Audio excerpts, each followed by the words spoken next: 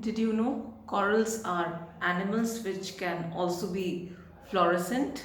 Yes, some corals can naturally produce fluorescent pigments that can appear as a wide array of colors.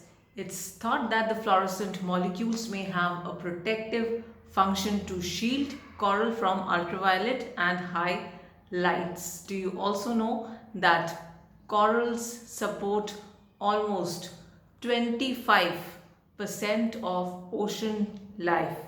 Corals are also indicator species which are extremely sensitive to environmental changes in their ecosystem, and in great environmental conditions, coral colonies are known to have lived for hundreds or thousands of years. Stay updated with me.